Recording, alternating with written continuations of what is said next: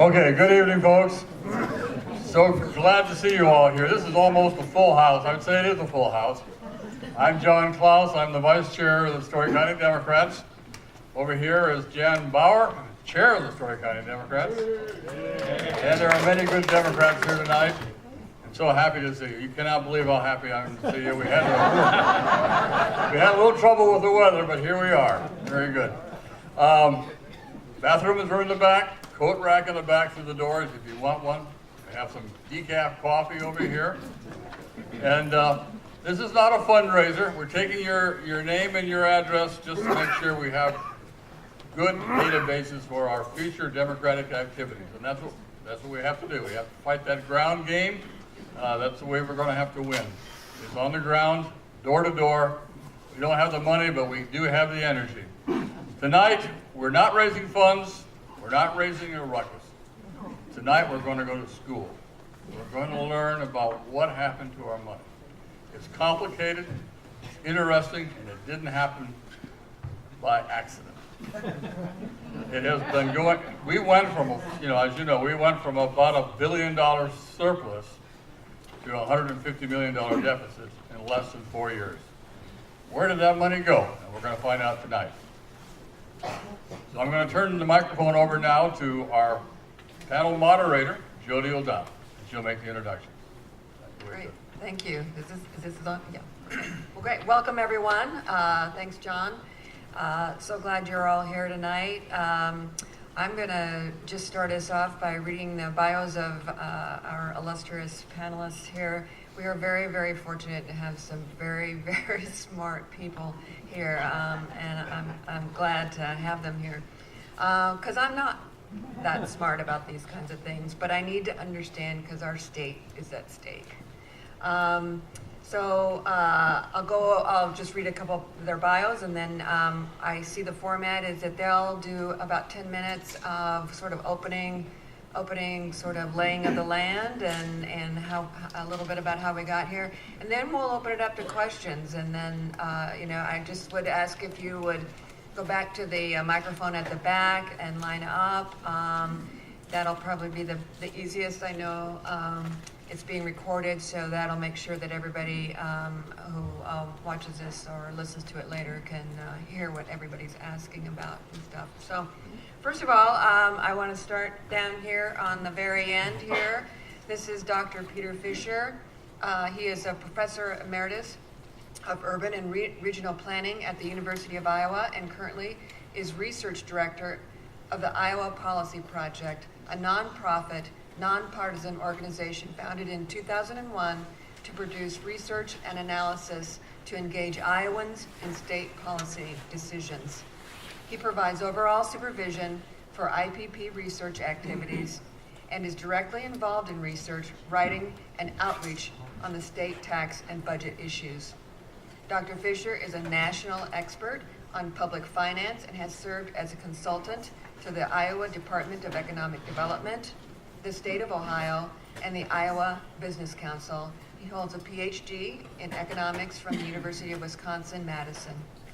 Next is Michael Fitzgerald, Treasurer of State, and he is serving his 9th term, making him the current longest-serving state treasurer in the U.S.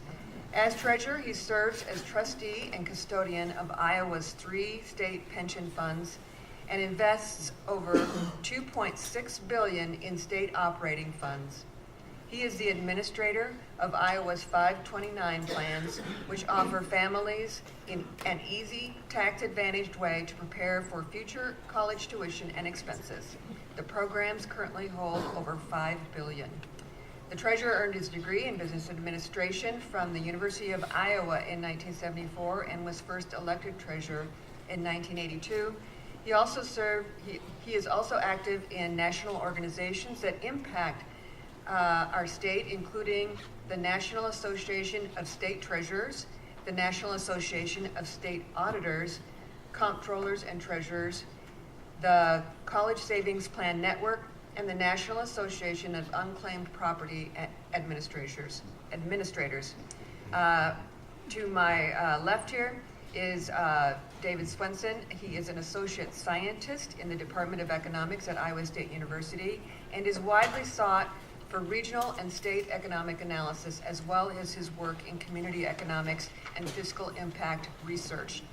He studies a wide range of Iowa-specific topics to include definitive work on the economic contribution of biofuels production to Iowa's economy, the regional economic consequences of advanced biofuels production, local foods assessments, industrial and occupational change, and the demographic and economic consequences of rural transformation in Iowa and the Midwest. He holds a bachelor's and master's degree in political science from the University of South Dakota and a master's in urban and regional planning from the University of Iowa. So let's go ahead and give him a big hand to start off with.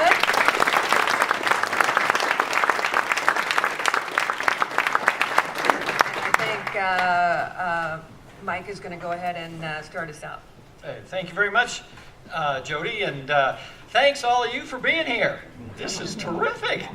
What a turnout. Well, you know, it's Story County, my home county, of course, and you guys, Tom Harkin always said, that makes me feel better than being around a good bunch of Democrats, and they don't get any better than right here in Story County. So thank you all very, very much. I also hear that Story County has the best county sheriff in the whole state. just what I hear. Well, you know, how's the budget going? Well, it's a mess. It's a real mess, and that you know, normally this time of year we're almost the 1st of March, and that you know, Senator Quamback would be down in Des Moines, and Lisa Heddens and Beth Wessel-Fischel, which really represent this area fantastically, would be working on next year's budget. But right now, they're down there trying to figure out what the Republicans are going to cut so we can come together on the budget we're living in, the one that closes in just 3 months. So, you know, if you're operating in state government or running the corrections or DHS or whatever, boy, you're going to be you're handed a mess. You know you're going to get cut. You just don't know how much. You're going to have to lay off people, whatever. So that's what I mean. It's a real mess. So anyway, I just wanted to give you a quick overview of how this budget kind of is put together. And first of all, I must tell you that I'm using the LSA, the Service Bureau's numbers. I don't put the budget together. The governor puts a budget together, working with the Department of Management. Then the legislature approves it, and the governor signs all the appropriation bills into law, and voila, you have a budget. Then the Department of Administrative Services keeps the records, keeps the books. So, but this budget is real important to the Treasurer's Office because, you know, we invest hundreds of millions of dollars every day. And we want to know, do we have any money? Do we going to keep it for a week or a month or a year? Makes a big difference. Or if we have to borrow money to pay our bills on time, which we've had to in the past and maybe should have this year, we need to know what the cash flows are and how it's working. But we also need to be able to explain the credit to the credit rating agencies. And you know, right now Iowa has a AAA credit rating. We got it in 2008, the real hardest times the state was going through. Because there has been discipline. We had Democrats put in a lot of discipline in those days, and then, which we've talked about a lot in this presentation today, Branstad administration come in, started going downhill. Now the Republicans control all avenues of state government, and it's really going downhill. So with that, go to the first slide here, that the state budget is really about $22.5 billion. But that's about $6.3 billion of that comes from federal funds. And they dictate where the money is to be spent. So it's really not part of the budget. You hear about in the newspaper all the time. And also, there's about $9 billion of non-general fund money. You know, like the gas tax you pay.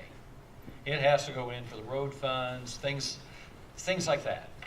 And so what's left is the general fund, the checkbook, if you will, for the state. And that's what our legislators and the governor try to put together for the coming year. And that's last year, or 2016, $7.2 billion. So that's basically what we're going to be talking about, the $7.2 billion budget that the state has and constitutionally has to be balanced every year at the end of the year. Well, where does that money come from? Well, the great majority of it, a little over 50%, comes from your income tax, personal income tax. Another 32%, a little over 32%, comes from sales tax. So we're 84% of the money the state runs on, their general fund, comes from those two taxes. That's the big one. But you all hear a lot about how corporations are just really put upon. Well, they they put in 6% of the state budget. So, you know, it's not the biggest thing in the world. And then there's other receipts that we get that make up the balance. You know, we have liquor, we run the liquor retail business, make a little over 120 million a year. We have gambling in the state, brings in about $300 million a year. And then we got the lottery, $70 to $80 million a year. So there's other sources of revenue that comes in. So then, okay, where do we spend this money? Well, school aid, and that's of course K through 12. That's 42.5% of the budget. And higher education, I mean, Board of Regents, colleges, universities, 11.6% of the budget. So about 53, 54% for education. But Medicaid, almost 18% of the budget goes for Medicaid. Department of Corrections, you got to run the prisons, a little over 5%. And other is 16%. That's besides the courts and what we have. It'd be like my office and the governor's office and then the Secretary of State's office and those kind of things in state government. And also, part in here now is becoming a little harder to deal with is property tax replacement, 6.7% of the budget. So, now a little bit talking about how we put this together, the general fund. Well, the revenue comes in, and that we have to pay the budget. And so if each year, you know, the Revenue Estimating Committee, they say, this is how much you're going to make next year. Tell Herman and the rest of them, you got 99% of that you can spend. And if they're accurate, there should be 1% left over. Well, that would flow into the reserves. Our law said we should have 10% reserve funds. And if the reserve funds are full, then it just bubbles over into the surplus, which means next year Herman and the rest of the legislators can spend it how they want to. But that'd be, you know, that's a nice thing to have, is a surplus. So then,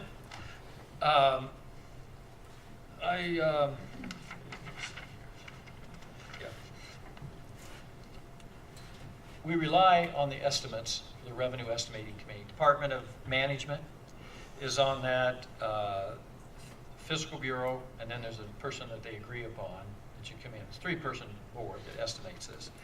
Anyway, if you look at this history here, you know, the thick, heavy line is the actual revenues that we have received over the last, you know, starting in 99 on the left there, and clear over here to the right to 16.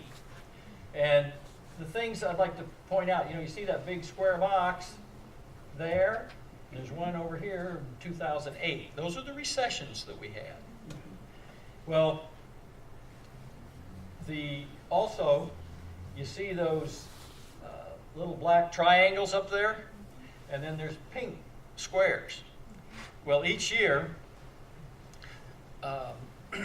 like last December, the Revenue Estimating Committee said, you know, for next year, meaning 2019, this is how much money we're going to make. But they also said, or how much money is going to come in, but they also said, you know, how much is going to come in for the rest of the year. So you'd expect, and usually it happens, within 6 months you have a pretty good idea where you're going to end up. A year out, you know, it's a little more iffy the farther out you go. And that kind of reflects it. That you can see after 2001, you get in 2002, those estimates were a lot higher than what actually came in. But then as we moved along to 2004 and right up to 2008, they were pretty close to each other. They did a pretty good job. Then we had that other recession. Then, right after the recession, the actual and the estimates, again, were below what we actually brought in. Kind of expected. We worked out of it. Then a few years there, we had 2 or 3 years where the estimates were lower than what we had. We bringing in more than we thought we would. That's a nice place to be. You got extra money. And of course, 2013, that's when we really had the big surplus. But now, you can see the last 3 or 4 years, you see our revenue is growing. It's going up. There's no recession that we're coming on the back of. The economy's been pretty good. Economy has been pretty good, rolling along. So what the heck happened? Well, we've got some experts here that can explain that. I can just tell you what the problem is. So. But anyway, you can kind of see that geez, they ought to be able to say we're going to make this money. Come a lot closer. So what in the world is going on? Well, let me show a couple of other things about general fund appropriations. That top line is kind of K through 12. A little bit of growth. It's not up as steep as we'd like it, but it has some growth. You also have, the green here is, that's Medicaid. We've had growth, and then the last couple of years, it's slowed. Matter of fact, went down some. And, but to move this along, you come down to the bottom here, and there's a gold line. It's kind of moves along to about 2014, and all of a sudden, it's shooting way up. That's the property tax replacement. While that's happening, we have another expert here that'll be talking about that. And also, there's a light blue line there that about 2013 starts dropping. And we're not spending much on that. Well, that's human services.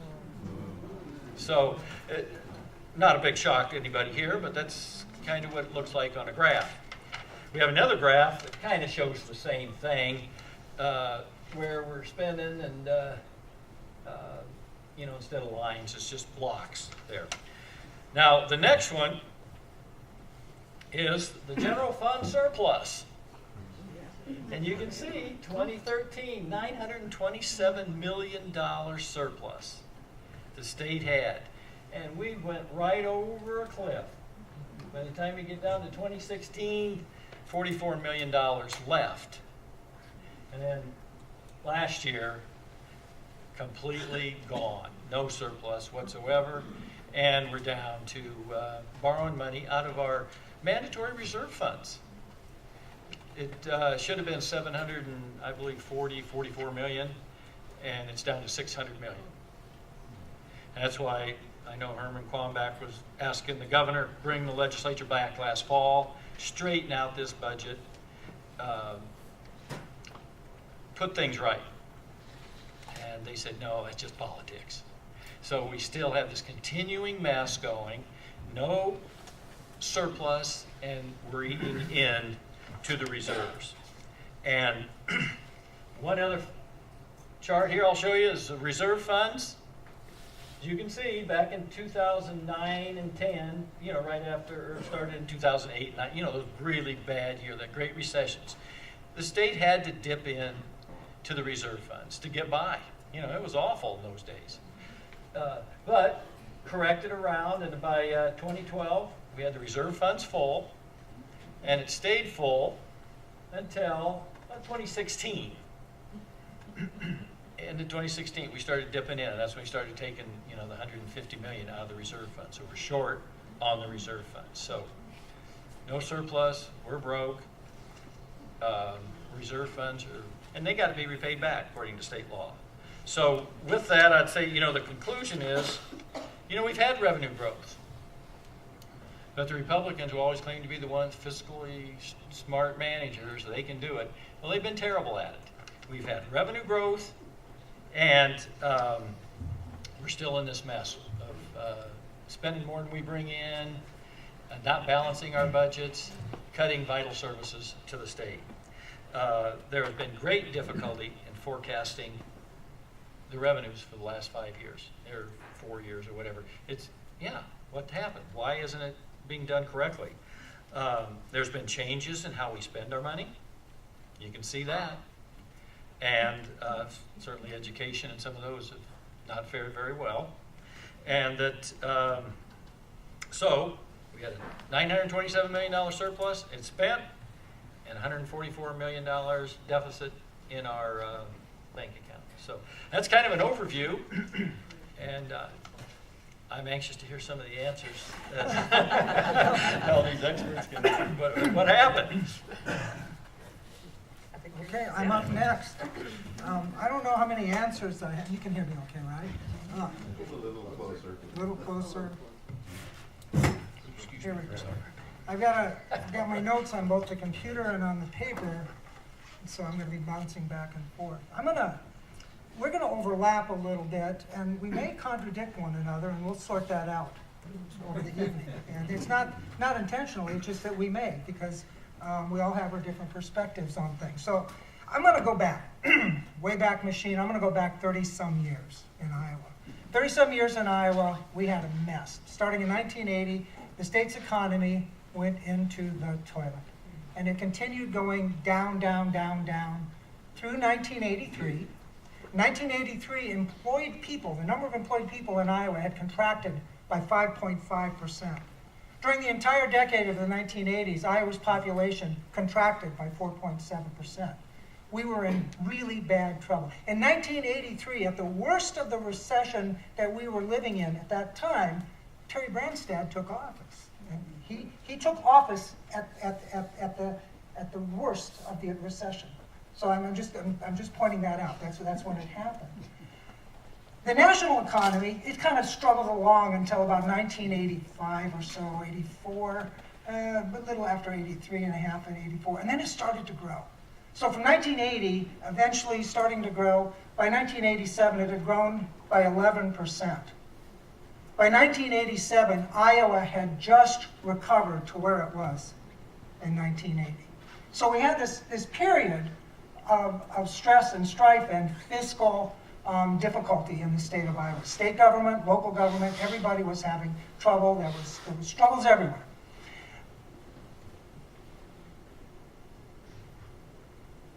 The economy doesn't start improving in Iowa until about 1985. It starts to grow, and after that period of time, it's growing reasonably well. But over that time, as the economy was struggling, so was state government fiscal management struggling at that time. And in 1988, I wrote a report. I was working at the University of Iowa at the time, and I wrote this report. It was called The Decade of Adjustment, and I was quoting Moody's at the time, and I said in that report, restatement of state revenues and expenditures on a modified accrual basis indicates end-of-year deficits since 1983. We'd been running continuous deficits over this period of time. Now, I don't know if I'm the first person to write it down in paper, but it wasn't a secret. People knew the state was not operating in the black at that time, but they were ignoring it, hoping it would go away, hoping growth would solve our problem. We had this problem at the time. We were accruing our revenues, accruing them, and writing our checks on a cash basis. So there was an imbalance between accruals and cash at the time. So we had a structural deficit. We had a deficit in Iowa. Well, eventually it became relatively well known. The heat got too much. State government had to do something about it. Governor Branstad then created or appointed the Governor's Commission on, what was it called? Governor's Commission on Government Spending Reform, also known as the Fisher Commission. Many of you here will remember the Fisher Commission. And the Fisher Commission came in, was empowered, David Fisher, no relationship to Peter. Thank you. was empowered basically to write the books in state government because they were so out of whack. And so we got the Fisher Commission. And in the Fisher Commission, we got lots of study, we got lots of thoughtfulness, we got lots of people involved, but what we got out of it was a series of very straightforward reforms to basically bring Iowa's budgeting into the 20th century. And so the reforms that we got at that time, we implemented in Iowa generally accepted accounting principles. That seems like something they should have been doing all along, but they implemented those. To get rid of what at that time was a $400 million deficit, they had to implement a sales tax. So they had a sales tax that they had to implement. They implemented a range of other spending and fiscal management reforms, structural, procedural reforms, all of those things to make government operate better, a little bit more sunshine, make things more apparent. It was hidden. We didn't quite know what was going on before that. It established the Iowa Revenue Estimating Conference, this that he was talking about, that establishes or makes the periodic forecast. It was to be composed of a representative of the executive branch. Usually it's the management director. Somebody from the Fiscal Bureau, usually or the Legislative Services Agency, it's the person that's in charge of the fiscal division of that. And then a civilian, somebody from the private sector. And then it limited fiscal year expenditures to 99% of the consensus forecast at the start of the legislative session.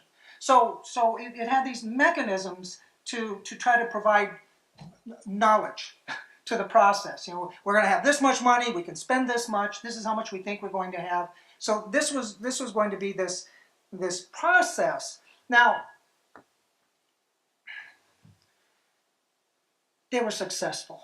And by 1996, they had what they called a miracle turnaround, a $1 billion turnaround. They went from $400 million in the hole to $600 million worth of a surplus.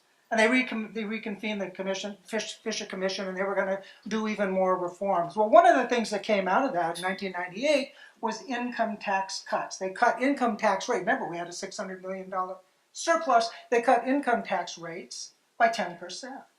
Wanted to give that money back to the citizens, so they gave that money back to the citizens. Well, 2 years later, we walked into a recession.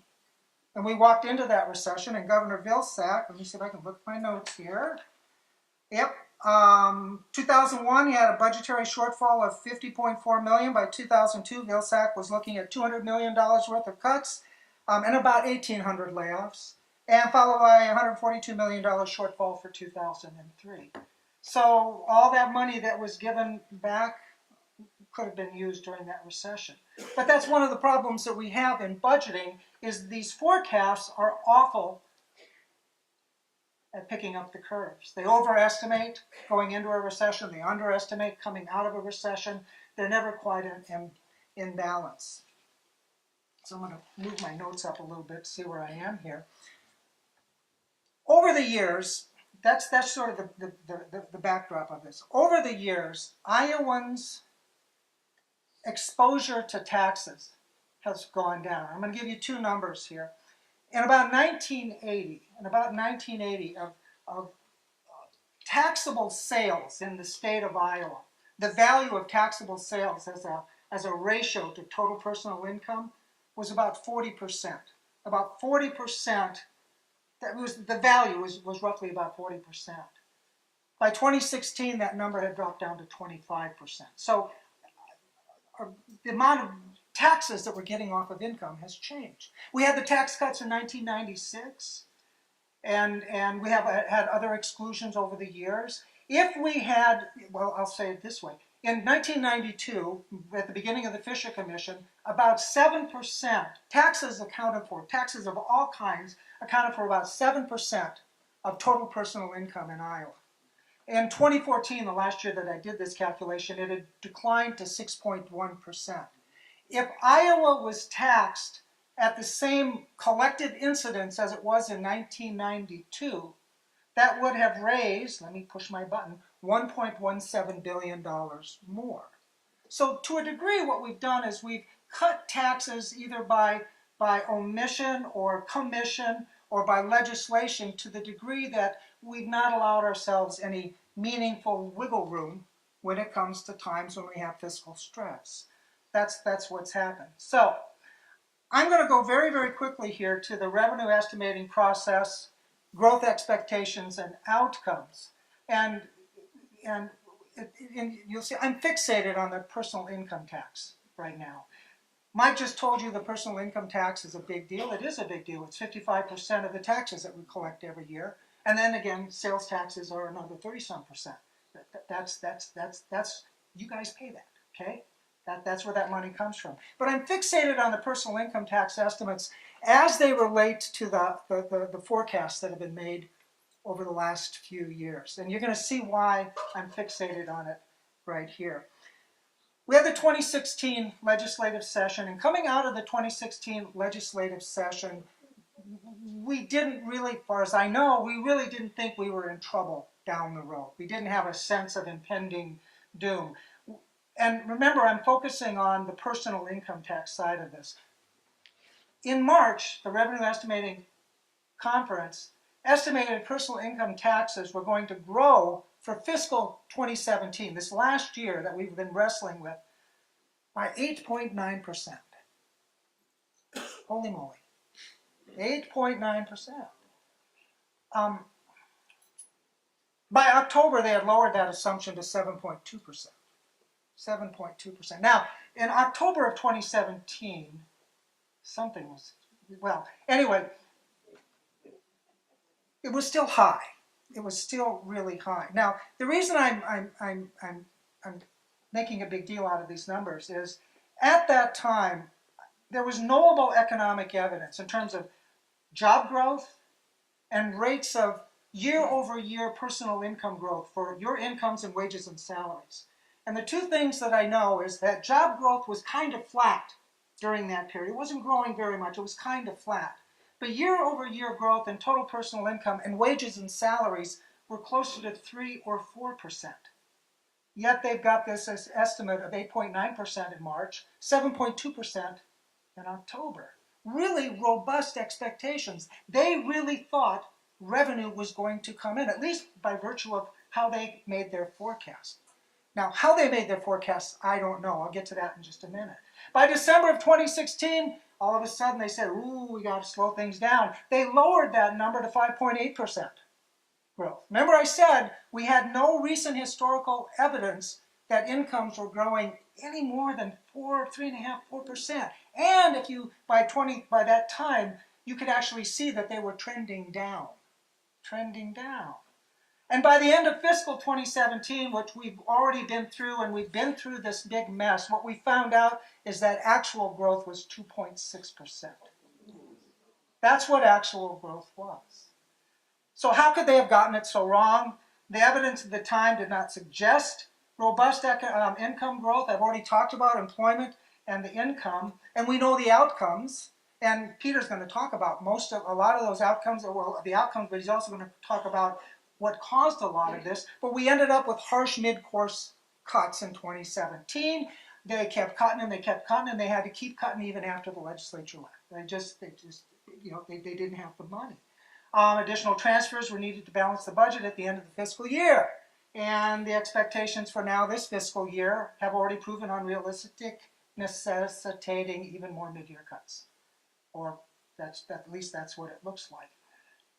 And if we couple these either mistakes or missteps with other kinds of pressures, with rising tax exemptions, again, Peter's going to talk about that, tax expenditures, other financial pressures that we cannot get good numbers on, like the privatization of Medicaid, we don't know what's going on with regard to those costs and long-term consequences. We get a situation where everything and everyone is to blame, but so far no one really is being made accountable politically for the damage that's been done. At least that's my take on this. My conclusions, and this is where we were having a conversation before. I'm going to say that we've had a process here of cumulative long-term legislative malpractice. Tax cut and business incentive fever. I think that there's blame to go around on all sides. There's things that we have done that have not served us well here in Iowa. So that's number one. Okay. Number two, there was and still is a knowable softness in the Iowa economy that was misdiagnosed or ignored. They have all, almost to a person, said it's the farm economy. Folks, it wasn't the farm economy. That stuff had mostly shaken out by 2014. And besides that, if you know anything about farming, you know that farmers are really, really good about not paying taxes. They just can't whip things around that well. They're really smart. And we give them ways so that they don't have to do that. They can spread their incomes out. They can spread their taxes out. They have ways that we don't have. Executive malpractice as well. Obligation to maintain consistent fiscal integrity rests ultimately, I believe, on the executive. And I think that again, that responsibility. And unarguably, I'm saying this was a botched set of forecasts. Mike talked about that. Something's not right with the forecasting process here in Iowa. It was badly misprojected. That one could argue for serious and significant revenue estimating conference reform. At least that's what I'm arguing. What to do about it?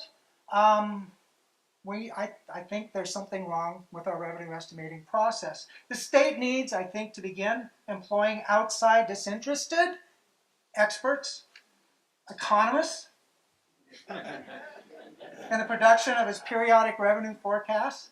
No, not many people could be more disinterested than an economist, I think. The state needs, I believe, to make its revenue estimating conference processes more transparent. I think that they are opaque.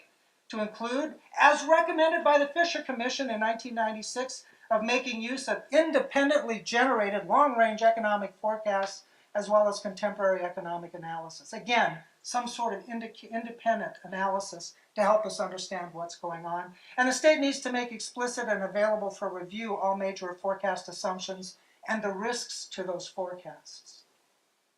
I got more. And perhaps it's time for legislatively and administratively, and maybe a commission needs to be reformed to reform the reforms. Instead of basing expenditures on expectation of revenue yield, made by what I've already told was a flawed process, lawmakers might consider the thoroughly appropriate alternative of developing a budget first that reflects legislative and executive desires, and then figuring out how to then fund it. Now, I know that's radical, but that's really the way it's supposed to be. To make adjustments to ensure that those revenues could be sufficient to cover that budget. And while that is not likely, there is nothing preventing this legislature, or last year's legislature, from adjusting tax rates to address the fact that revenues are not, and were not, sufficient to keep up with severely constrained state spending. And what we have in that last sentence there, though, is where we are, and that is those loggerheads that we are at with regard to politics. And I'm going to stop right there.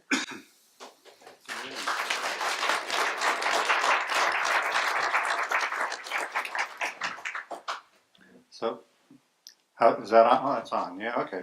So after listening to all that background, I'm sure all of you are thinking, what we really need to do right now is a massive tax cut.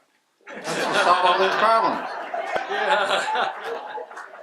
Unbelievably, that's what we are facing, contemplating at least. So I was listening to my bio and realized I probably need to update it because the Iowa Department of Economic Development and the Iowa Business Council haven't asked my opinion on anything in a very long time. And that's because the last time I worked with them, it was basically to share with them the results of a tax model I developed with a colleague that showed Iowa business taxes were quite competitive, in fact, lower than average. And they still are, but they don't want to hear that because that's what they tell the companies they're trying to locate here, but then when the legislature convenes, they're quite quiet and let the business community complain about how high our taxes are. All right, so I want to talk about just more recent history and what some of the things we've done to aggravate the fiscal problems of the state. I'm just going to go back to 2013 when we passed a commercial property tax bill. That did three major things. One was it reduced the ratio of at which commercial property, apartment buildings, big box retailers, etc., the ratio at which they're assessed. So homeowners, you're probably familiar with the rollback. You get a rollback somewhere in the 50 to 60% range. Your house is assessed at less, around half of what the market value is. Commercial property typically was assessed at 100%. This bill rolled it back to 90%. That's one thing it did. Second thing it did, that was the Republican proposal. The Democrat proposal was something like a homestead credit for businesses, which forgave commercial property owners all the property taxes on the first $100,000 or $200,000 worth of value, kind of like a homestead credit. And that was fully state funded. And so they couldn't agree, so what did they do? They said, well, let's just do both. Yeah, not a good decision. The third component, well, there were some changes to the residential rollback. And then they created a new class of property called, what is it called? Apartment buildings, basically. Multi-residential, I think, is the official name for it. And they're going to gradually lower the assessment ratio on that from what it was, 100%, down to the same as homes in the 50% range. So here's the problem for local governments. The state's paying for the credit part of it. Local governments are footing the entire bill for what they did to multi-residential property, to apartment buildings. There is no backfill for that.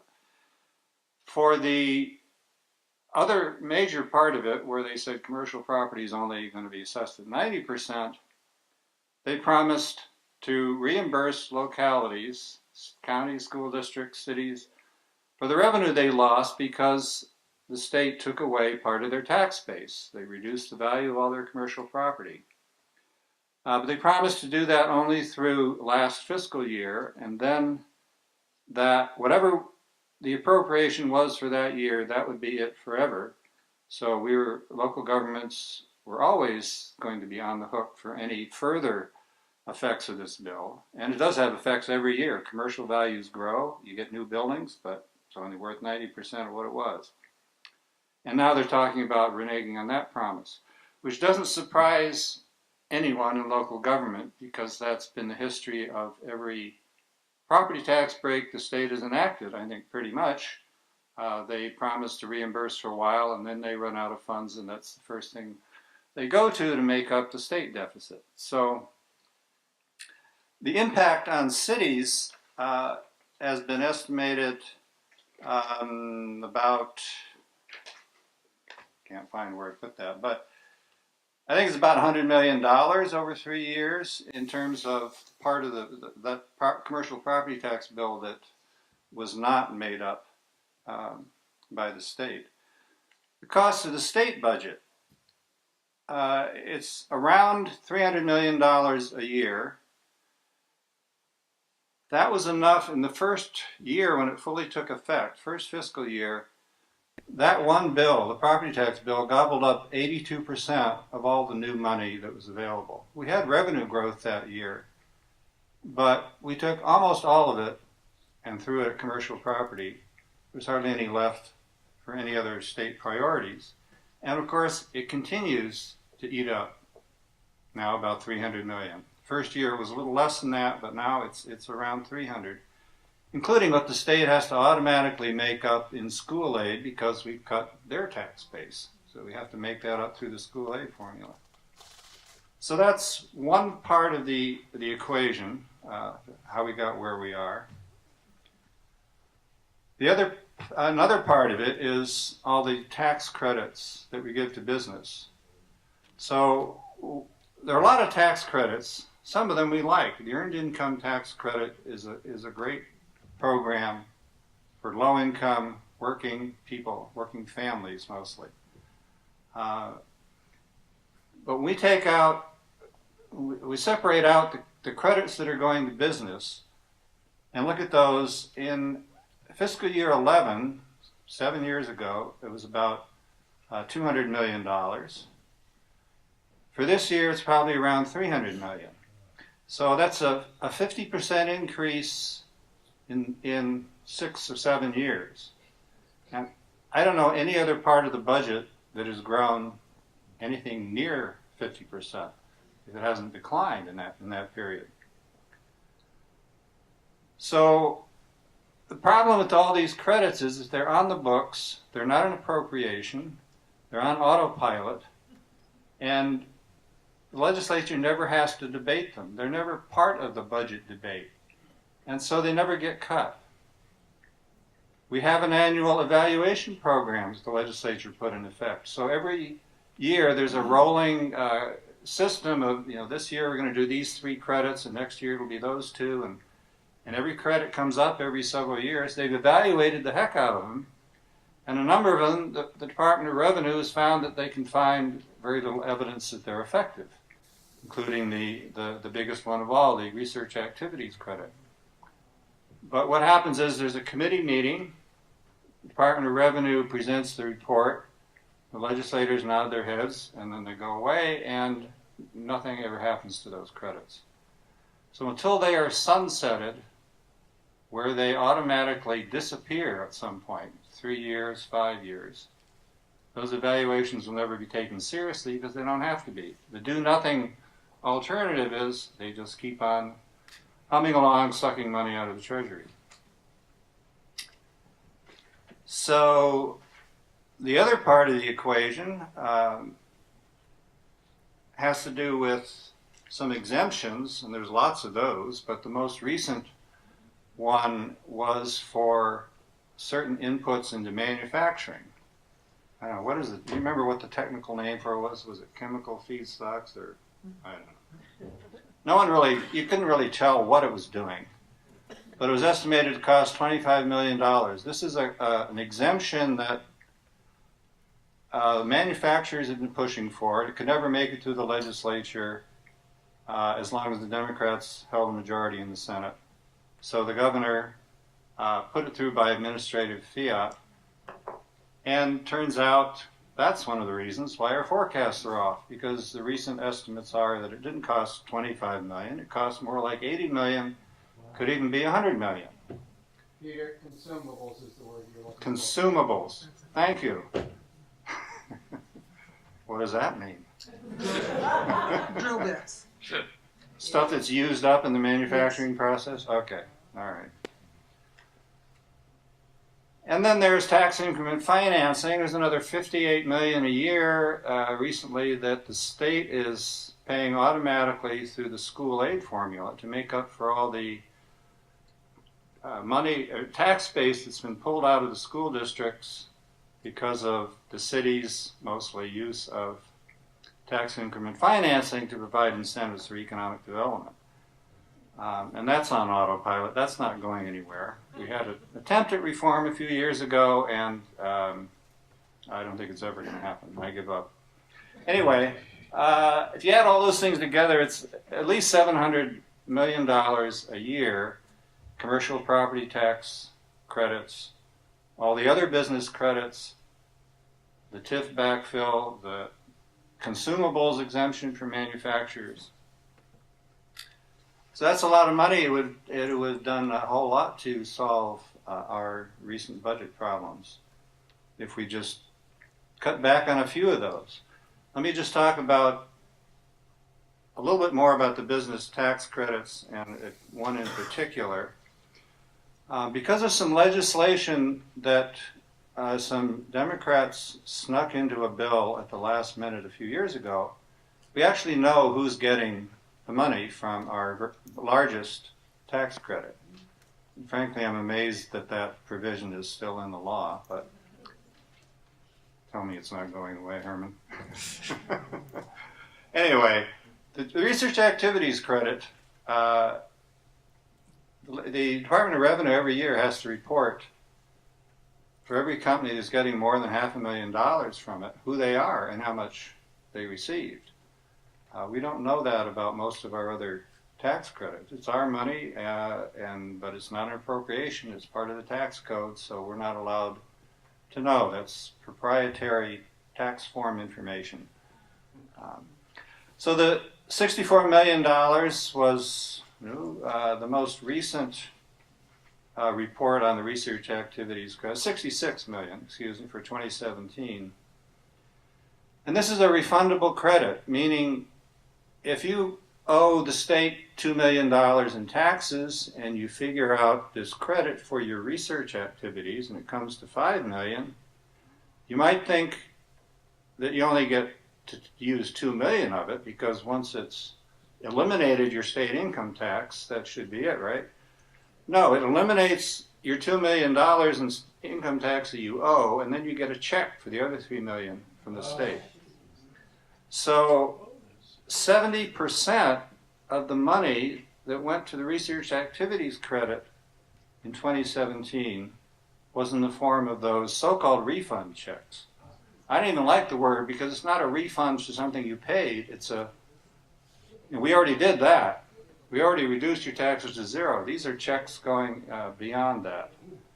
And the original idea was young, innovative companies need help getting going. They're actually the engines of growth in the economy, not the large, established, profitable ones. And what we have now is that the bulk of the money goes to a handful of very large, established, profitable companies, not to the young, innovative, fast-growing ones. And the usual suspects are on the list again this year. It's Rockwell Collins, Deere and Company, DuPont, John Deere Construction, and Golden Grain Energy, which is an ethanol company. Those are the big five that account for a big share of it. Sorry, I don't have the math right handy, but so that's the kind of thing that we're spending our money on, and we're told we have to keep doing that to be competitive. So I want to cite a couple of sources I don't usually cite in my research, accounting firms. But here's what Anderson Economic Group says about Iowa taxes on business. They say we're 28th. In other words, 27 states have higher taxes on business than we do. This is an accounting firm that looks at all the taxes, state and local, that businesses pay. Ernst & Young, another accounting firm, says, no, we're 29th. Pretty much in agreement. So the idea that we need to cut taxes any further on business or grant them any more credits because they're not competitive is nonsense. If you want to be at the very bottom, fine, we could have a state, we could try to emulate Mississippi on taxes and on everything else, because that's where we'd end up. Hope there's no one from Mississippi here, but they always take the brunt of it. I'm sorry. Alabama. And actually on personal taxes as well, first of all, there's very little evidence, despite what ALEC and some other groups try to say, that income taxes have much of anything to do with migration, but they continue to push that argument. But we're right in the middle. There's more old people that leave Iowa for Minnesota than the other way around. Minnesota, which has higher taxes than we do. And if they're all going to Arizona and Nevada and Florida for taxes and not the weather, then I think I'm misunderstanding how things work, but that's the argument that we're going to continue to see. So I guess I'll end there, and if you have some questions on these two bills that are the governor's and now the Senate bill on taxes, we can probably address that as well as anything else you have in mind. Oh, I want to say one more thing. There's a sign-up sheet on the table for the Iowa Policy Project, and it puts you on our email notification list. And we're not going to inundate you with emails. It's about 2 a month, just telling you what we're up to, what the latest reports are that we put out. So if you want to sign up for that, all we need is your name and your email address, and you can find that on the table in the back. Thanks.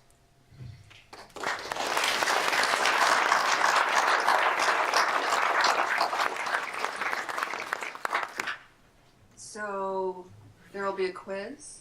No. I would like for you all to, questions you've been jotting down and thinking about, to please ask them.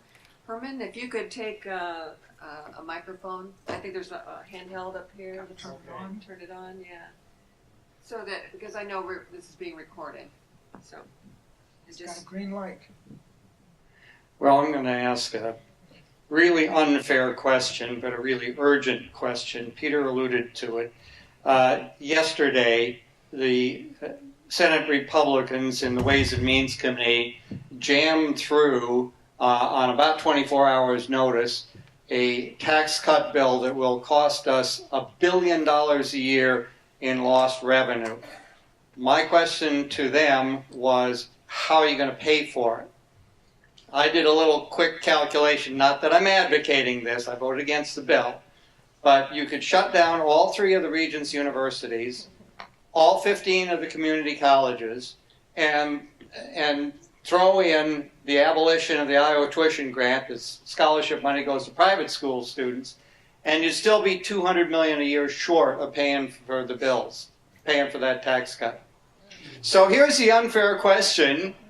Any of you guys have any idea where we could find $1 billion in savings a year? This is the total Senate budget, state budget, general fund. They showed you $7 billion. All right, so it's about 1/7 of the state's general fund expenditures. Well, I just came up with 700 million. You guys come up with the other 3? Just get rid of all those tax cuts. Roll forward the 10% that we had before. The only thing I want to say is we're saying $1 billion, but there hasn't been any sort of fiscal analysis done by the service agency. We don't know if anything is coming out of revenue either, because the revenue department also does the forecasts and or the fiscal statements. So we really are operating in totally unknown with regard to this, other than we know, and this is just the explanation, it's 30 pages, that there's a ton of cuts built into that bill that don't make a lot of sense right now. If I'm trying to come up with an example, if my house was falling apart, I wouldn't give my money away. I put some of my money into fixing my house, and right now we've got our house isn't doing so well yet they're trying to give the money away. I just say too, this is shows an arrogance of power that the Republicans have and how they operate. That last year we had Chapter 20, or the law that dealt with all public employees and how they bargain for wages and rights and benefits and whatnot. They came in. It was just a matter of a few days. There really was essentially no public hearings. The Democrats weren't allowed into the meetings. It was jammed through the legislature, no questions asked, on a policy change that worked for 40 years. Now this year they're doing the same thing with this incredibly large tax cut that's going to raise more havoc in the state. They just don't care. They don't, no respect for the dignity of how Iowa government operates at all levels, how it affects counties and cities across the state. They know they've got the votes and the power to do it. And this year, before the legislature started, I warned them that they're going to do the same thing to IPERS. They will, when they have the chance, they will end IPERS. And then, of course, they're calling me a demagogue. But there's a Republican senator who's had a bill in to do it, to change it. They've had Kim Reynolds has said when she was lieutenant governor, one of my top priorities is to fix IPERS. Like they fixed Chapter 20. When they say fix it, it means gut it. And last year, Senator Schneider, leader in the Republican Senate, they brought in the Koch brothers funded think tank to examine, study, and look at IPERS to give recommendations. The one thing that stopped it, public employees have been screaming their brains out. They've been going to all these local meetings saying, keep your hands off IPERS. And it's effective. But it's effective this year. You know, and that's why I'm so heartened to see such a group here tonight. When you guys start saying enough is enough, you can stop them. But they're using their power to just ram things through, and it's frustrating. It's hurting the state. So I have a question.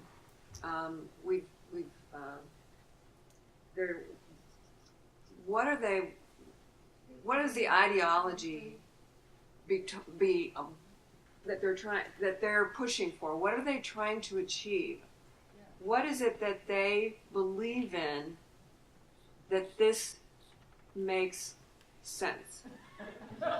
Really, I am completely and totally serious because it seems absolutely crazy. What is it? What is it that they have in their minds, or that is being even pushed by the Americans for Prosperity or ALEC? What is ALEC trying to achieve? What are they trying to achieve? What is it that's out there that they believe in? Well, Dave said that the sensible way to approach the budget is to ask, what do we as a state need to do? And then secondly, okay, how do we finance it? But what they are doing is exactly the reverse. And this is the Grover Norquist strategy that he laid out a long time ago. His goal is to shrink government so it's small enough he can flush it down the bathtub. And the way they've been doing it is to cut taxes first and then say, gee, I'm sorry, I'd love to help you, but we don't have any money. And that's how they've been effective in gutting government services. Why that ideology makes sense, I can't answer, but that's the way they think. I'm going to pipe up here. The long-standing assumption in conservative circles is that, of course, all government is bad. We only need as much government as necessary. Necessary is in the eye of the beholder. But over the years, and there's also this belief that the smaller you make government, the stronger you make the economy. And so that they get away with a mentality or rhetoric that basically says the government is the enemy of the economy, without acknowledging that the government is a fully functioning, necessary part of the economy. And if you hurt it, if you hurt government enough, Kansas, you end up hurting your economy. So it's the supply side idea that if you make government of a certain size, it will somehow turbocharge the economy. But all of the evidence is to the contrary. If you make government too small, you hurt the economy. And the research that's out there on supply side consequences basically says something to the effect of, for every dollar of tax cuts that they enact, economic activity maybe recovers 20 cents. So you're still 80 cents in the hole. And that's at the national level, not at the state level. We had this period of tax reform during the Reagan years. We've had other times of expansion and contraction. But that's the article of faith. And you cannot, when you talk to people, I go out and I talk to people, I am out there nonpartisan Dave. I'm just teacher Dave. And you try to help them understand. I have a big fraction of the people that I interact with are firmly convinced that government has hurt them and is going to continue to hurt them, and if you make it smaller, it will hurt them less. I'd like to add too. I think a big part of that is that the political partisans, especially on the Republican side, the more extreme they are, the more money they get from the people like the Koch brothers and all them sources. And the amount of money that's going into campaigns is unbelievable, from where it was in the 80s to where it is today. You know, back in the early 80s, you'd spend $5,000, maybe $10,000 running for the state senate. Now they're spending $300,000, $400,000, $500,000. I understand against Gronstall to beat him in the Council Bluffs over $700,000. It's so much money, they can make the arguments on TV, just what you said, how bad government is. You hear too, hey, a government job isn't a real job. That isn't a job. Well, it is a job. When your house is burning down, you want one of those guys who works for the fire department, you know. And that, but big money is a big voice.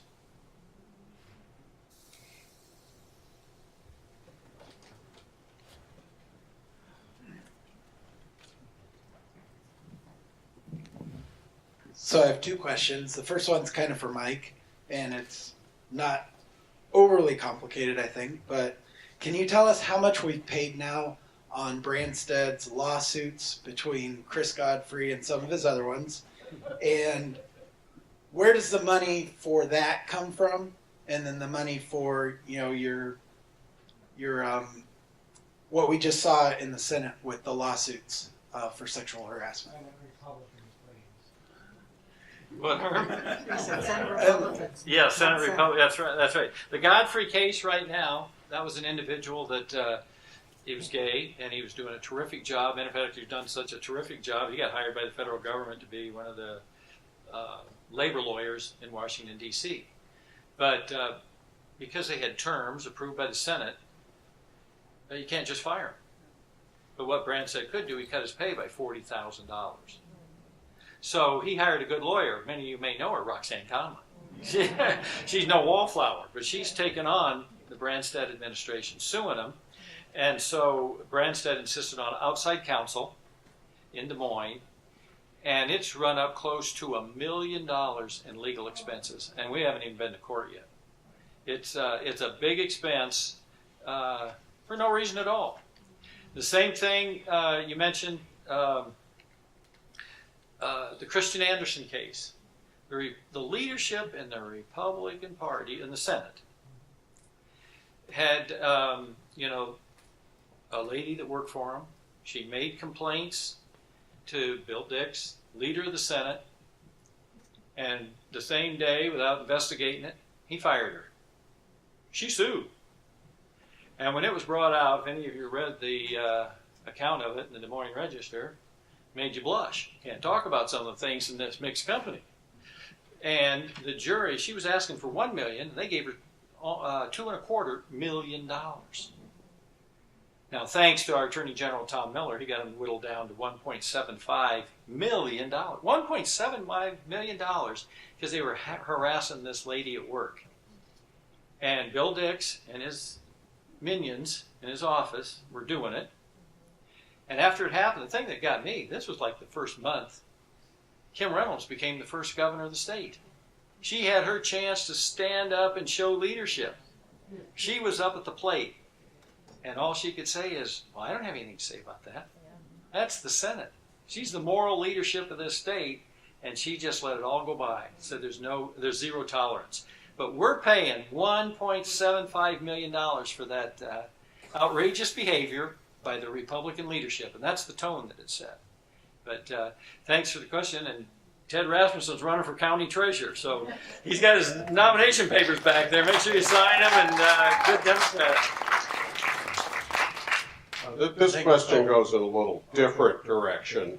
I'm aware that there's a movement, at least among the county supervisors organization, for a 1% increase in the sales tax, of which 3/8% will go for environment, 3/8 supposedly would go for mental health, and 1/4 would go for some sort of tax relief, probably income tax. We had discussions about that in the Story County Platform Committee, and I told my friends on the Platform Committee that I used to believe that the sales tax was a regressive tax and was a bad thing. But more recently, I've been aware when we were in England, we paid like a value-added tax of like 18% on our meals and the hotel and things like that. And Britain, its income distribution as evidenced, as measured by the Gini index, which you guys should know about, while it's not the best in Europe, it's quite a lot better than the United States of America. And so I told my friends on the Platform Committee that I didn't think that was really a bad thing, because Britain's doing better than us, and I suppose France and Germany and some other countries might have some pretty healthy sales tax and value-added kind of thing. But, you know, what do you think of that? Is a sales tax really bad? You know, considering what happens in Europe. Okay. Me first? What? You first or me? I don't care. Okay, it's bad.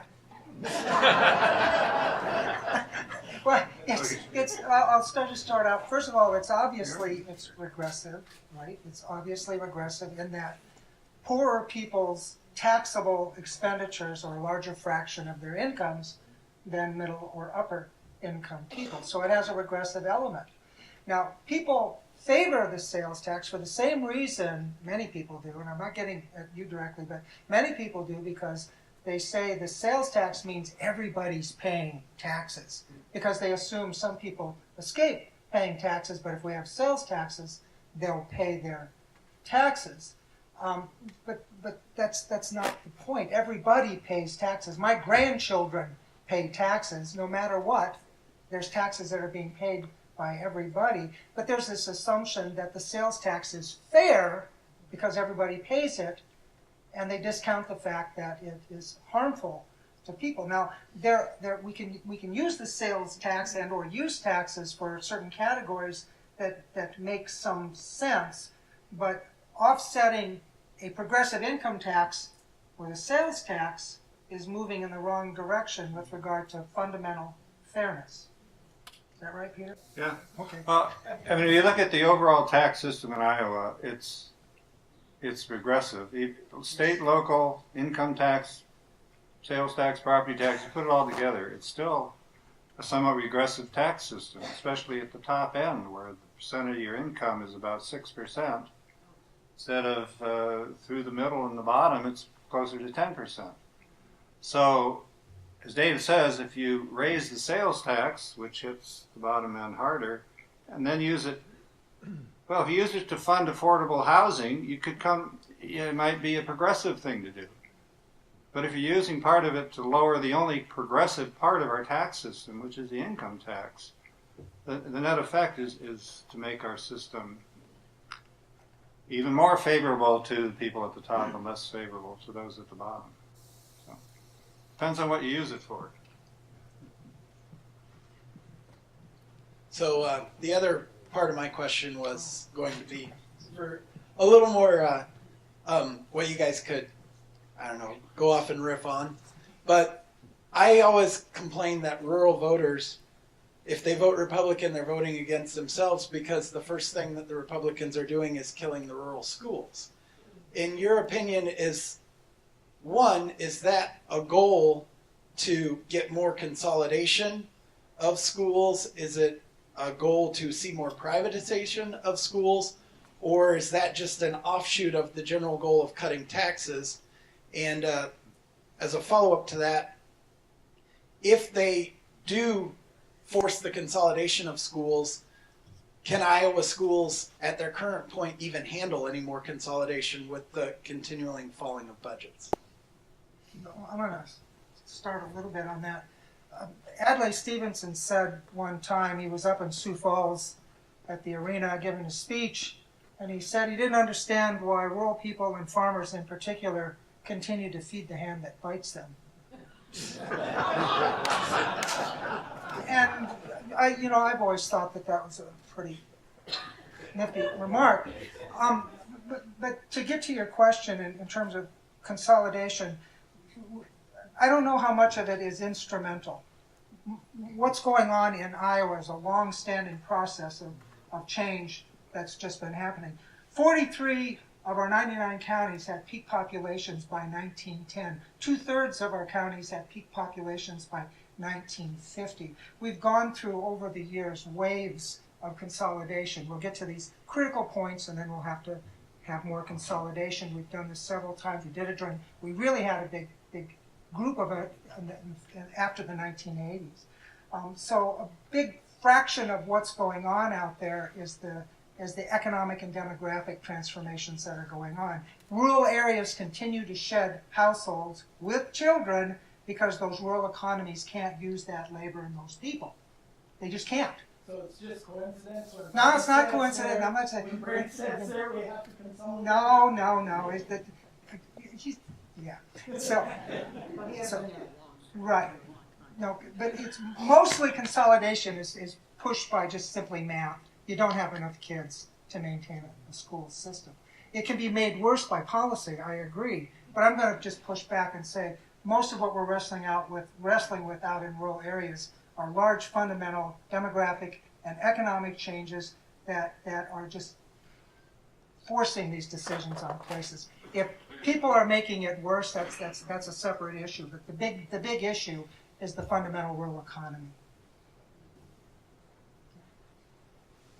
Thank you. I'm State Representative Beth Wessel for Shell. Sorry, I came in a little late, but I got to hear all your presentations, and I'm very thankful for them. I was on the radio this afternoon with Trent Rice, and he asked me the logic of cutting $1 billion from a budget that we haven't even balanced last year's budget, and we're looking at $30 to $50 million cutting from last year's. I didn't have an answer for him, and I feel vindicated right now. I did want to just make one announcement because you were talking about Kirsten Anderson. She will be here on March 24th at my fundraiser, so I'd like to invite you all to come because I think she has a great story, and she has seen the light. She is no longer a Republican staffer, she is a Democrat. So you're all welcome to come. It will be at the Octagon, March 24th from 5 to 7. Thank you, Beth. I've got a question about the $1 billion tax cut. I kind of realized probably sometime earlier today, listening on the NPR and hearing how detrimental it really could be, and then getting a real picture from you guys tonight makes it even that much worse. Understanding, as Herman said, we could close down the colleges and all of this and still be 200 million short. Can we read about that any place in the public where every taxpayer in the state would understand that tomorrow or the next day? And I'm not sure that you guys are the right people to ask. I'm asking everybody in the room as much as anything, how can we get the word out to everybody in this state and tell them how stupid that is? And I also did pick up on the radio this afternoon, it is approved by the Koch brothers. Their institute said that was an okay thing to cut that $1 billion so that we could, be competitive with other states. I'm not sure it's a question as much as a statement for everybody, or a question for everybody in the room. How can we get the word out to everybody? Well, I would just like to ask, I was going to ask this if people didn't come up and ask questions. The Kansas example. So we have seen this before in our country, and it happened in Kansas, which is where the Koch brothers live and have their headquarters, etc. Let's talk about what happens when we have legislators and a legislature and governor who says we're going to have this be literally. They said this is going to be an experiment in conservative policy. What happened? And I think that what this can do is it can help us to project for people, look what happened there, this is what's going on here, and it's being fueled by the same ideology and money that it was in Kansas. But I'll leave it to the panelists to kind of say what happened in Kansas. Sure. Let me take that one. I've written about it. There's been some recent revisionist statements about Kansas from the former advocates of tax cuts there, but let's remember when it was originally proposed, it was a bold experiment in supply-side economics, and they promised, Alec and the economists who were pushed it on the Kansas governor, and he's a true believer, still is, it was going to be a shot of adrenaline in the Kansas economy. That's the words they used. And it was going to spark growth immediately. Well, 4 or 5 years later, Kansas has actually underperformed its neighbors. In terms of what it did to the economy, it's been a failure. The right wing loves to cite migration statistics. They claim people are fleeing high-tax states and going to low-tax states. Well, in the last few years, there was a net out-migration from Kansas, about 9,000 people, and a net in-migration into their neighbor, high-tax Missouri. So what the revisionists are saying is, well, first they were saying, well, we got to give it more time. Then they gave up on that argument, and now they're saying, well, it was all just about the budget, and the reason the Kansas experiment failed was because they didn't cut services enough. Well, it wasn't just about the budget. And the reason Kansas didn't cut services anymore, and why they borrowed from trust funds and borrowed from the Highway Trust Fund and raided the pension fund, is because the legislators knew that people would not stand for the level of service cuts necessitated by that massive budget cut. Of course they didn't balance the budget. They would have been voted out of office even sooner. And what they did last year, 2017, basically they bailed out and they admitted that the whole thing was a failure, not just fiscally, which was a disaster, but economically it was a failure. And so Senator Feenstra, the author, or chief author at least, of this $1 billion tax cut, or I think it was him, somebody was saying just yesterday this exact argument.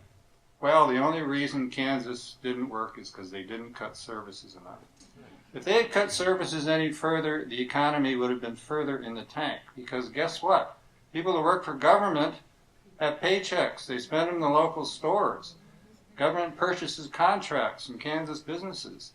Their economy would have even been further in the tank if they had cut government services instead of borrowing like they did. Okay. Obviously, this is something that exercises Just me. one quick thing too Okay. is that the courts played a big role in Kansas in resolving this because they had underfunded their education system so much. They were under a series of court orders to go back and fully fund, or at least adequately fund, education. And so it created quite a lot of tension within the three branches of government, with their courts ending up having to resolve part of it and pushing the legislature to a degree to contradict Brownback. And I want to add too that the question was, how do you get the word out and such like that? Well, Herman with his great story, he was in the Des Moines Register today. That was great. Great example of what would happen. But wouldn't you think if the Republicans were so proud of this tax cut, they would want to open it up to the public. Look what we're doing for you. This is the greatest thing coming down the pipe. But they do just the opposite. They've introduced the bill, and in a matter of just a few hours, they've had 2 or 3 committees on it, and they're just ramming it right through. Again, it's that arrogance of power. Subcommittee met at 8 o'clock yesterday morning, and they were at it for maybe an hour and a half. They brought it to the full committee at 2 o'clock in the afternoon. Other than Feenstra, not one single Republican spoke up in defense of the proposal. They just all voted for it in lockstep. That's pretty arrogance of power, in my opinion, just ramming it right down our throats. There's no surprise, though. I mean, look at last year session. Right. I mean, it was insane. That's right. And more's coming. And I'm afraid you're right on that too. I'm going to go to Susie right here, and then this gentleman, and then you got questions. I'd like some enlightenment about the Iowa Estimating Conference or Committee. How are they selected? And are there any term limits? Who gets on this? The part of it that I can help you with is the Revenue Estimating Conference is usually composed of the Director of Management, so that's the person who works for the governor, the Fiscal Bureau head at the Legislative Service Agency, that's the nonpartisan research arm of the legislature, and then a civilian, somebody from the private sector. In terms of who appoints them, I don't know who appoints the civilian. They both have to agree. That's David Underwood, who's been on it for quite a long time here. But the governor appoints the representative. And I'm going to change it though a little bit here. We had an Iowa Economic Forecasting Council, and then we had the Revenue Estimating Conference. Over time, Governor Vilsack changed the Iowa Economic Forecasting Council, a broad advisory group with regard to the economy, and he created the Iowa Council on Economic Advisors, and he asked people in to advise. And that continued on with regard to some sort of periodic input into the decision-making process as to what was going on with the state's economy.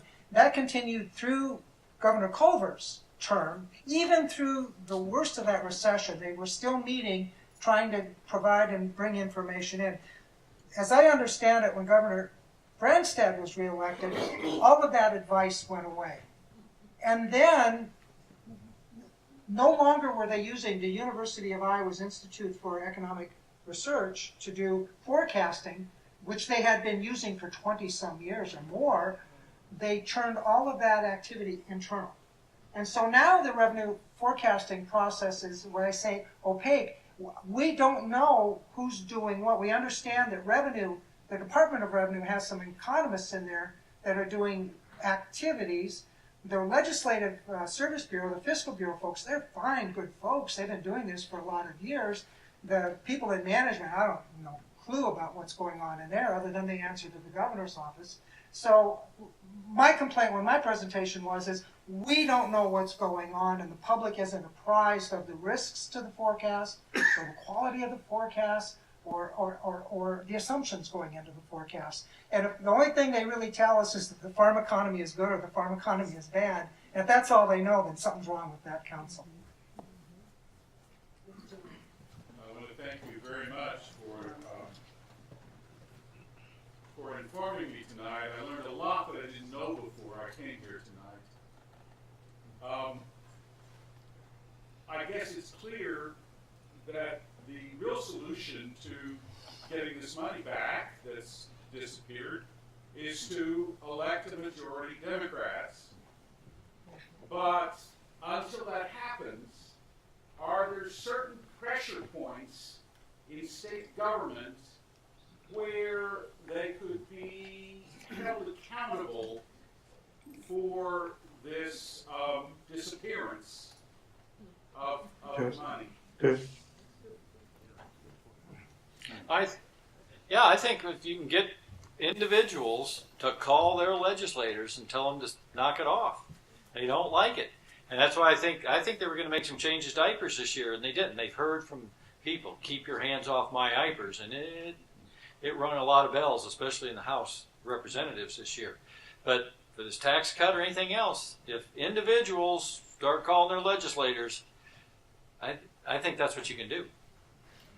You know, I'm thinking though that no growth in school funding, and I mean think about a constituency. How many different constituencies there are with regard to fully funding schools, yet they don't yield at all. And I'm not saying don't complain. I'm just saying this is a big immovable force right now that's headed in one direction.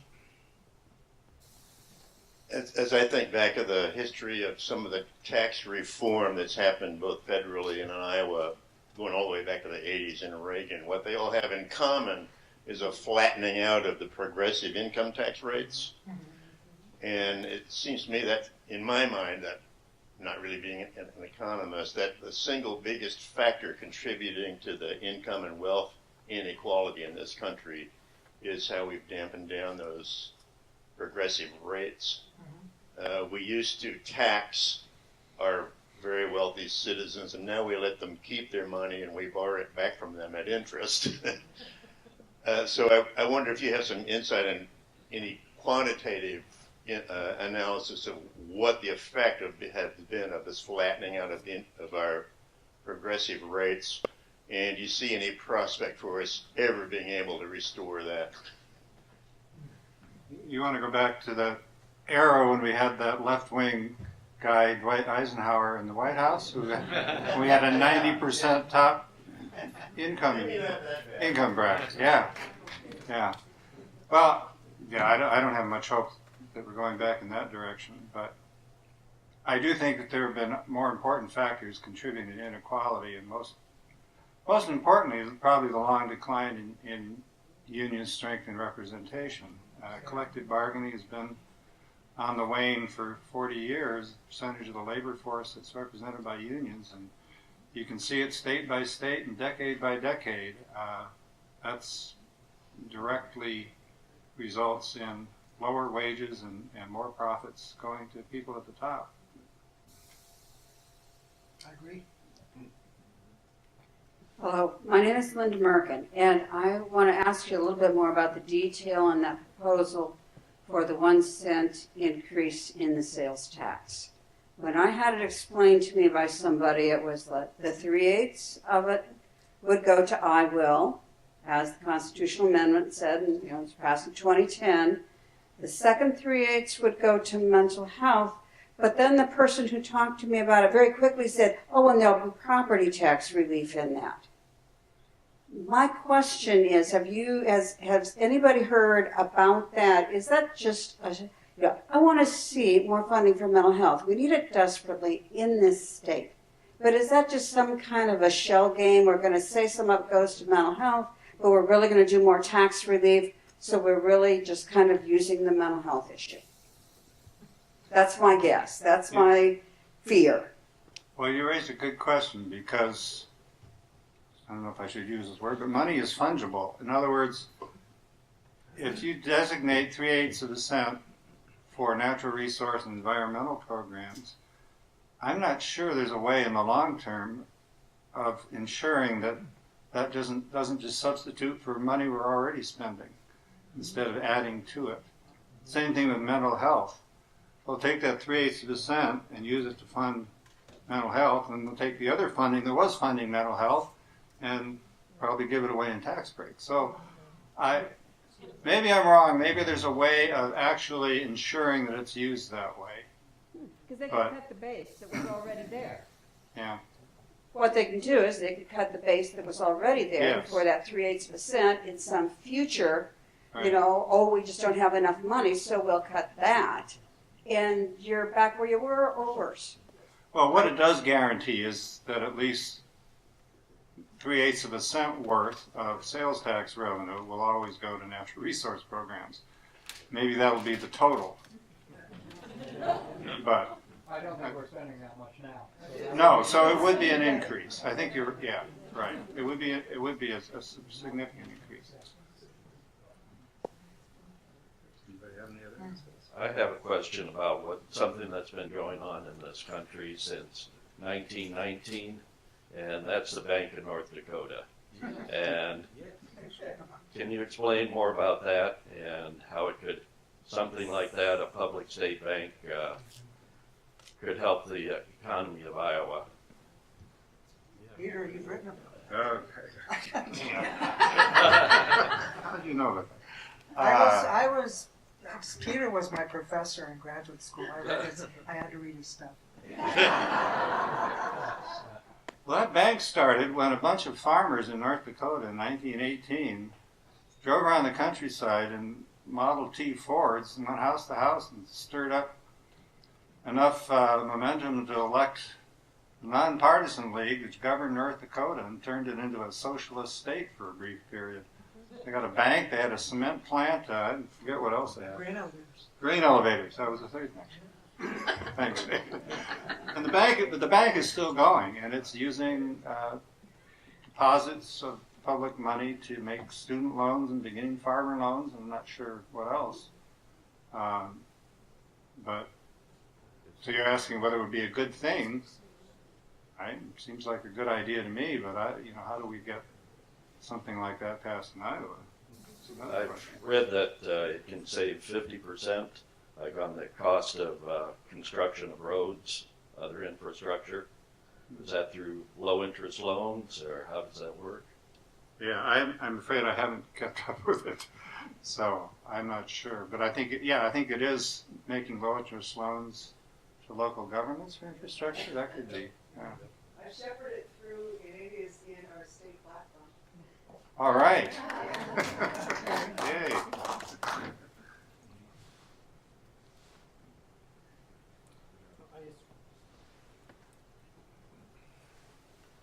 I can stand here.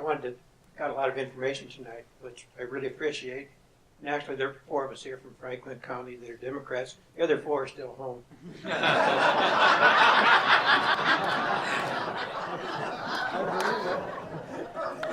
So we have to talk to people like Linda Upmeyer's our representative. And your information is interesting, but if it didn't all sink in when you told me this information, are you going to have some sort of a summary so that we can use this when we go back to our own counties and at least have a general idea of what we should be saying?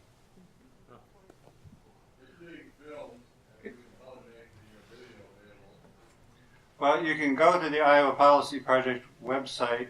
We have a lot of information on tax credits, publicizing the research activities credit, which the information just came out about.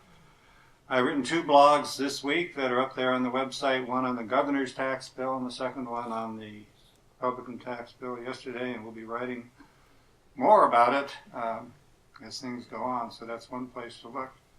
It's just www.iowapolicyproject, all one long word, .org.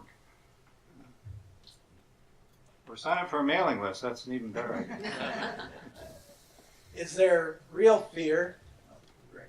Is there real fear that with Donald Trump's recent, tax break that they did at the federal level, you said that, I can't remember what it was, 8 million or so comes from federal that provides services that's more or less allotted. Is there fear that that's going to go down and we'll see other services that not only do we have the Republican state Senate issue, but from the federal level, if our federal funding gets cut further, are there going to be other decisions to be made? Well, all I can say is I know he wants to, with his tax cut that he's put through, the deficit will raise by 1 to 1.5 trillion, and they need to attack the Social Security, Medicaid, those kind of programs, the entitlements, as they say, to balance the budget. So yeah, and so I suspect that. These guys probably know better comment than I don't see that they have any interest in balancing the budget. No. Actually, they just passed a budget resolution that adds another $1 trillion or so to the budget, doesn't it? Yes. To the deficit, To the that is, deficit. in terms of spending, top of the tax cuts. Yeah. And then it's back to the comment that was made before, is you put yourself in a position so that you can say, well, I'm sorry, we don't have the money to fund that anymore. And so everybody's on their heels when it comes to advocating for your budget positions. Everybody.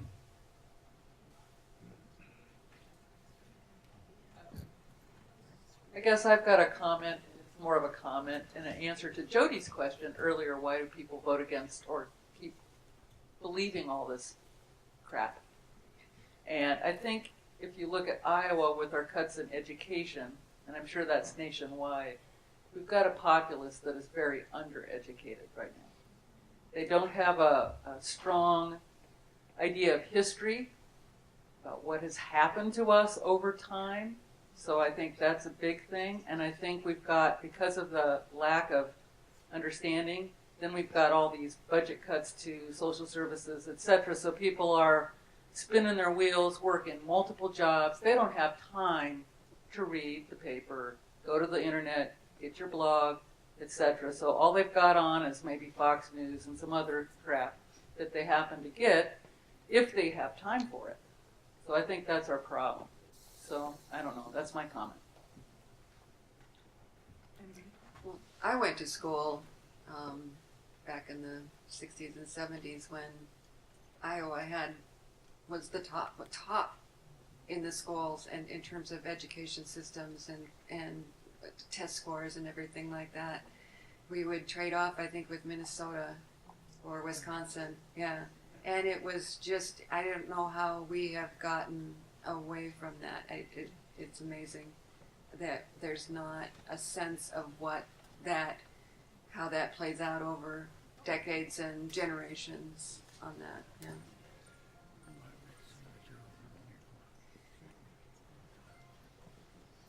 Another question? Go ahead. Hi, Linda Merkin again. And as somebody who hopes to be a Story County supervisor in less than a year, I am very concerned, and will be, okay? With your help, we're going to make it this time. I am very concerned about the backfill. What do we know now about what the Republican-led legislature is planning, plotting, whatever, to do about the backfill? Because it's going to affect us really, if that happens, really soon. Doesn't look like a huge percentage when you look at some budgets, However, with budgets the way they are now, where do you cut another 2%? You know, how many people is that? How many services is that? How many deputies out on the road is that? You know, what are we going to be facing? Does anybody have any idea? I'd say, you know, I've heard a lot of the Senate Republicans say that they see us cutting 25% of that, and it was never supposed to last forever, and we need to get, you know, it needs to run out. And I've also talked to county supervisors in Keokuk and Creston and places like that. So it's going to devastate their budget and how they provide services in their town. It's really going to hurt. That's. I wish I could tell you more. History has, if you be around long enough, we had the personal property tax repeal, and then there was a payment by the state. We've had machinery and equipment tax repeal, and then there was a period of repayment by the state that stopped.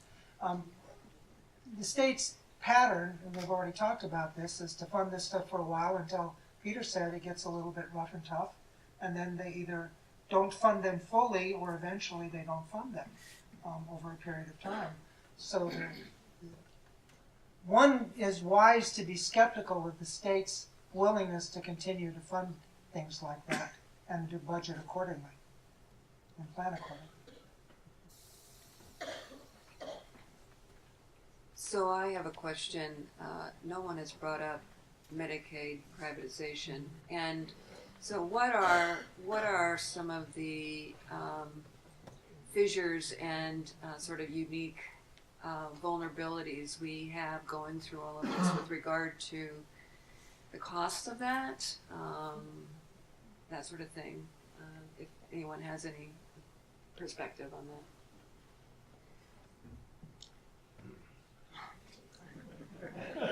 I don't know. We don't know anything.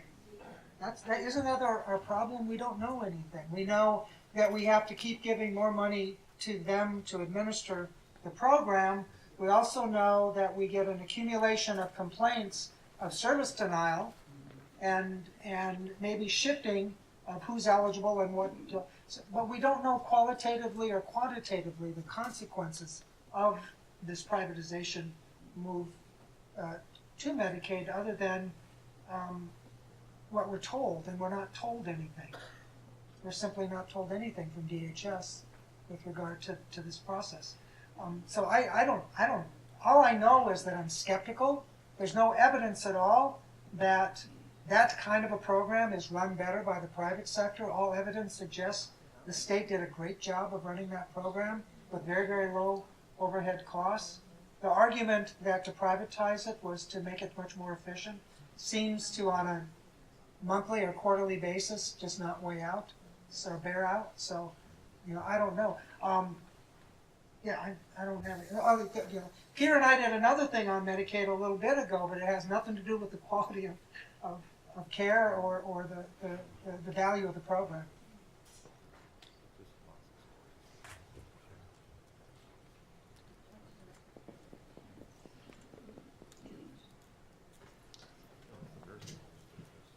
This is probably more in the realm of speculation, but there is an old saw to the effect of imitation is the sincerest form of flattery. It can also be devastating depending upon what you might imitate. You brought up the issue of Kansas early and what's happened to that. Yet we're seemingly proceeding down that course. On the other hand, if we take a more global view of these things and look at what some of the Scandinavian countries, for example, have done in terms of supplying services and strong economies to their citizens, why aren't we imitating them?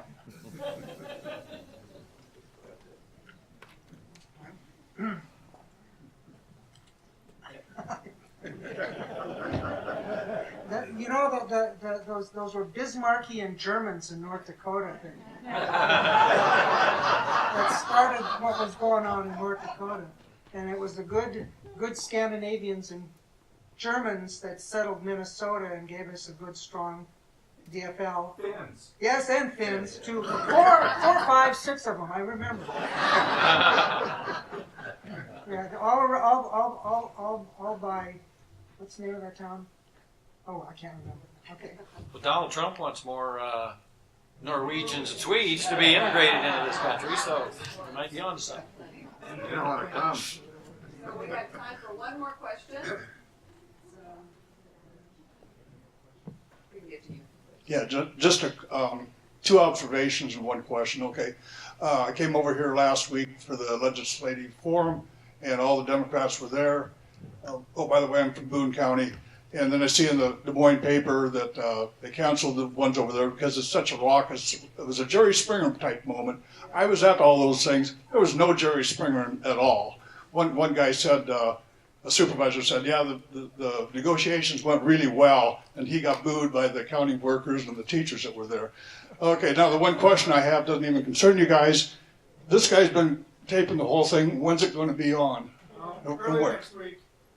Early next week. Look at the storydems.org site. Okay, thank you very much. Very simple one. I'd like your opinion on trickle down. Really. Doesn't work. Okay. You know, I don't know what to say about this. That with regard, it was it was introduced to me in graduate school. Somebody dutifully told us what supply side economics was. Judah Graf talked about the people who were involved with it, and then in all of the years that I've been working, I have never seen it brought up by an academic without it being derided. Period. That's it. It's just simply derided. We oblige you by showing you what it is, and then we're going to talk about that it doesn't work. But it was derided. Yet it has staying power, lasting power. It's got, it's like gum on the bottom of your shoe, man. It just stays. Just stays. I don't know what else to tell you, other than it doesn't work. I just want to say I was an officer in a very large multi-million-dollar company, and what we talked about was our bonuses. We weren't talking about putting more money into the business or helping pay the health insurance for the guy in the factory. It was how much our bonus was going to be.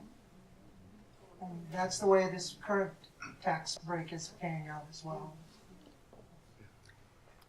So I want to leave a few more minutes for each of the panelists to kind of say any concluding remarks, anything that you may have, bubbling up from either the attendees here or anything, or if you don't have anything, then we can wrap up.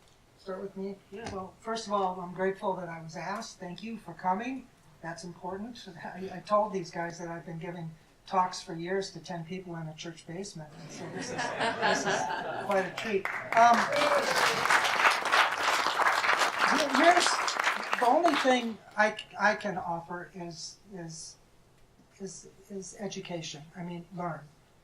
There are so many things that you can learn about the economy, about our demographics, about changes that are going on, and who the actors are, who the players are.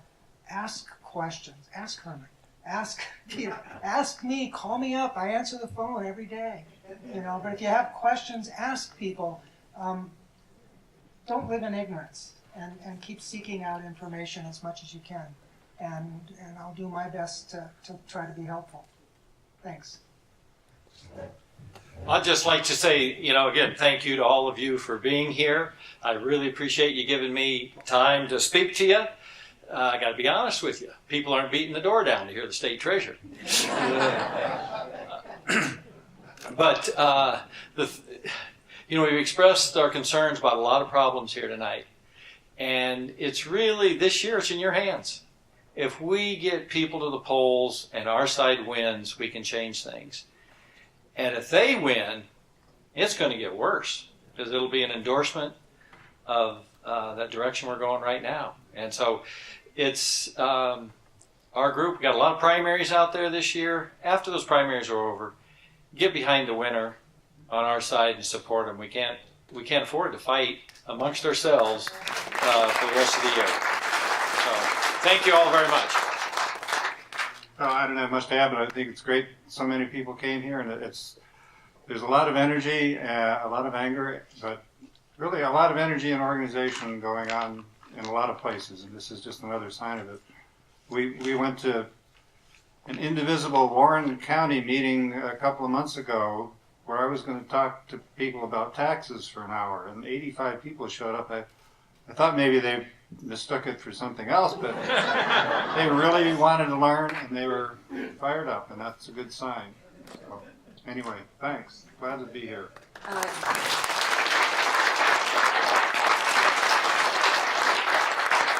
So thank you to all the panelists. One other thing too, we have a chance to stop what's going on. As Mike said, if people are screaming about this tax cut bill that is going on, we can stop it. So thank you again for coming out. Appreciate it. Thanks. And on behalf of the Story County Democrats, I'd just like to tell you to please support the candidates who announced tonight. Ted Rasmus running for treasurer, and Linda Merkin running for supervisor. And we need somebody to step up and run to that other position on the ballot for county supervisor. You know somebody who's interested, talk to them about it.